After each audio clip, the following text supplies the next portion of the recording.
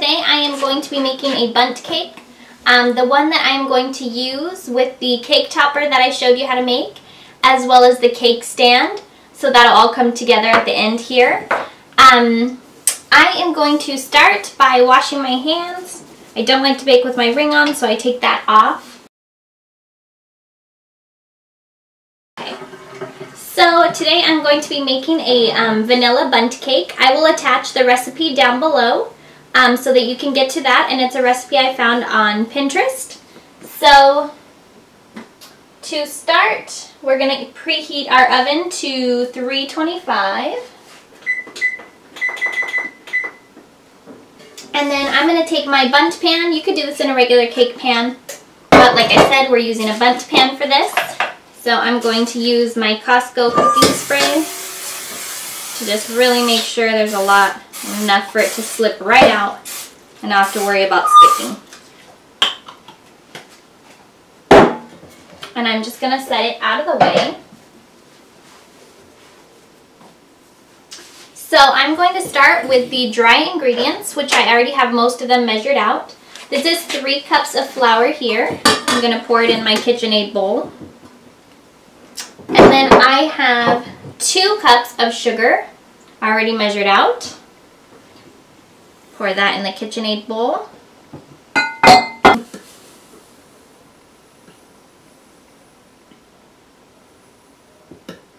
Salt. Teaspoon of the baking powder, which is the aluminum-free one. And then a half teaspoon of baking soda, which I just buy from Costco.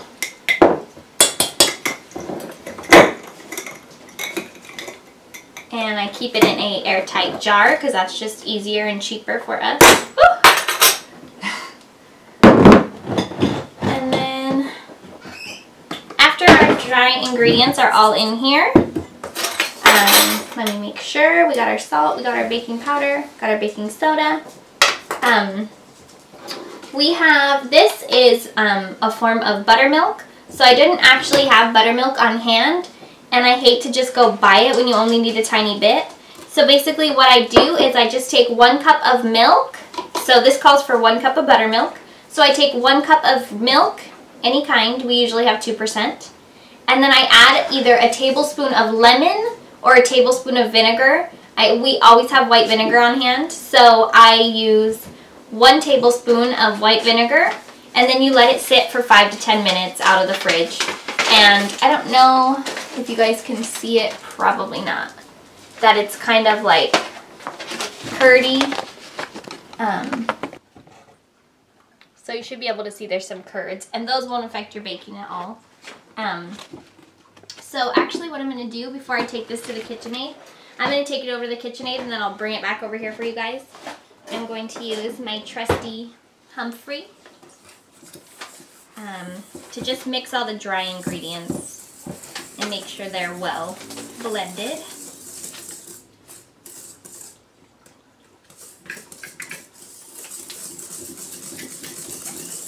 Alright. So once it looks really even, where you can't tell if there's flour or sugar, it's all together. So I have our flour and sugar mixture here. As you can see, it's like all one. You can't tell the difference between flour, sugar, baking soda, baking powder, salt. It all looks like one. So now that I have that, I'm going to pour in the buttermilk substitute, like I told you how to make. I'll write it down below just in case.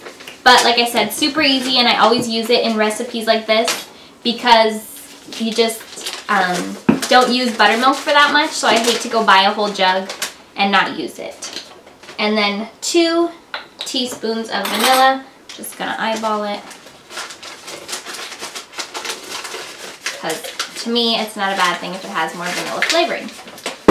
And then I'm gonna do 1 stick of butter, and then the next, so obviously it calls for 1 cup of butter, which is 2 sticks. And I had this sitting out so it's softened for us. If you don't have it sitting out and ready, typically, honestly, I don't have it sitting out and ready. So I will pop it in the microwave for a few seconds just to make it soft. And then I guess you could use margarine, which is obviously super soft typically. So you could use that instead of butter. I'm not going to say that it'll come out the same, but it is an option. So we've got our buttermilk in, our vanilla, and our butter, and then we need 4 eggs. So I have my 4 eggs in here that I'm just going to take over to the KitchenAid with me. I'm going to blend this all together, and I'll be right back to show you what it looks like. Alright guys, we are back over here. I mixed it all together in my KitchenAid mixer. Eventually I'll get a camera angle that'll work for that, but for right now, bake with me. I am just going to use the KitchenAid separately because it's just easier for me. So, as you can see, I use the whisk attachment, and my other favorite thing to take with me when I go use the KitchenAid is this spatula here. I think I got it at Kitchen Collection.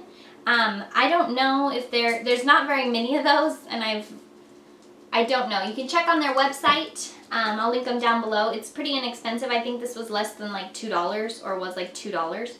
And I honestly love this thing. I have a few different shapes, but this one is like really nicely shaped for scraping things off. And though it's silicone, it's pretty like strong.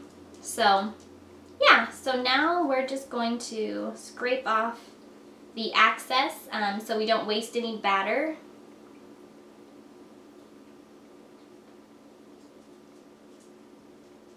And our oven is already preheated. So normally while it's baking, it's going to bake for quite a while, like almost an hour.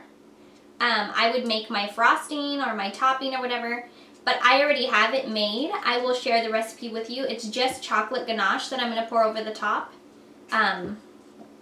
So yeah, it's already made for us.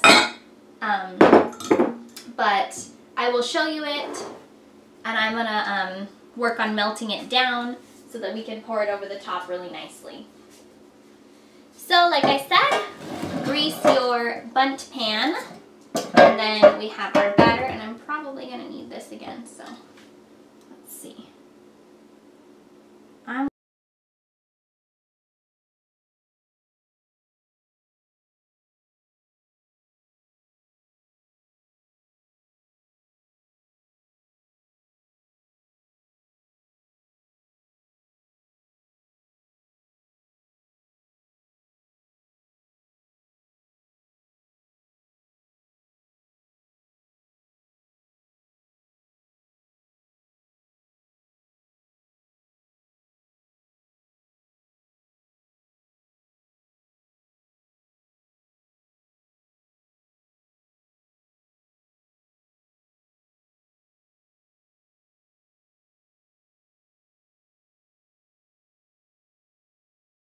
You could use store-bought frosting to drizzle over the top. You could do a glaze. I mean, really anything. But since I already have it and I really want to use it, that's the reason I'm using our ganache. So that is done for us. And all I'm going to do is take a towel of some sort, or a napkin. I'm going to rip a piece off our paper towels. I'm going to get it a little bit damp.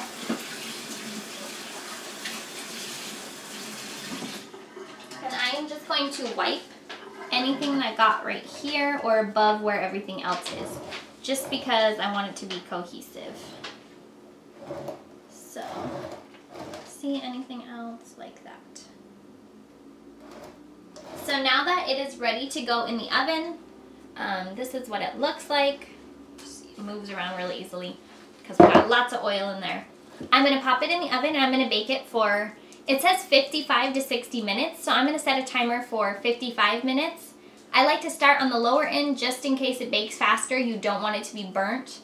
So, alright, so we're popping this in the oven, which is preheated to 325. So this is the ganache. I have it in a random container. It's in a sour cream container. It's not sour cream.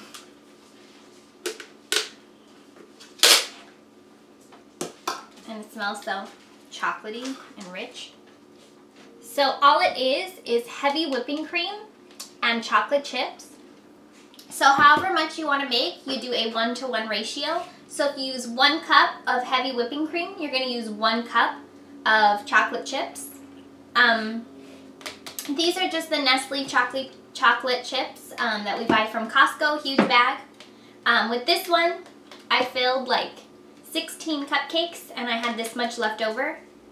So I used a cup and a cup. So yeah, basically this is what it looks like when it's in the fridge. And I melted it down 30 seconds and then I put it in for like another 15, maybe 20 seconds. And here it is, ready to be poured over. If yours is not this runny, I was going to add half and half or some type of heavy whipping cream or milk to it. But mine is plenty runny and it will drizzle right over the way I want it to. So let's just hop in here. So I'm gonna get Humphrey out of here. And I am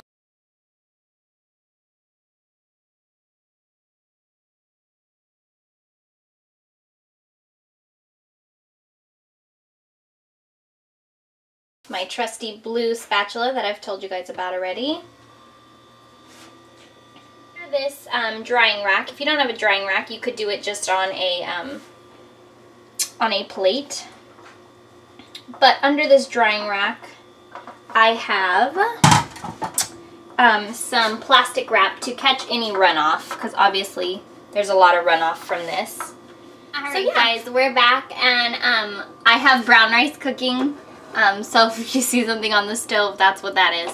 So now I've let the cake and the frosting dry for probably about, I would say almost 2 hours.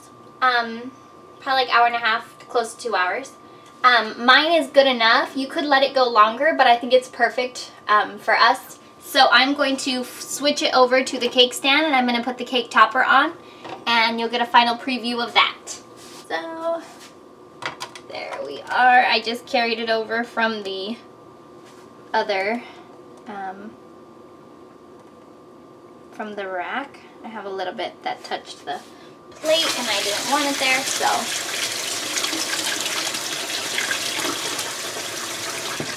yeah, it fits perfect on the plate. You can kind of adjust it as you want it. Then we're gonna see, I pick which side you want to be kind of like the face of your cake. I think I'm going to pick like right here, which is kind of what you guys are seeing from the side. And then I'm going to grab our cake topper. Make sure your extra string is cut off, because mine was not. And then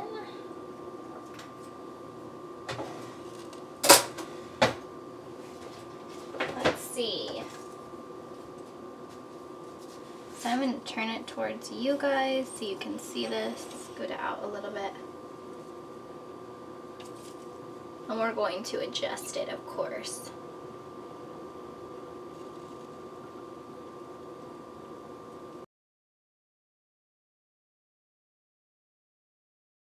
I'm making it worse. I'm taking it backwards. It needs to go forward. Okay, so this is our final look on our cake. And here it is with the cake stand. I'm going to attach pictures of it to the other videos as well as this one.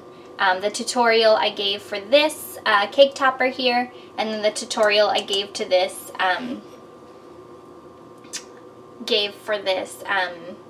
cake stand is also available. If you guys haven't seen that, go check it out. Thanks for watching. I hope you liked my video, and I will see you guys later. Like if you like this video, subscribe, leave me comments, let me know what you think. Okay, thanks guys, bye.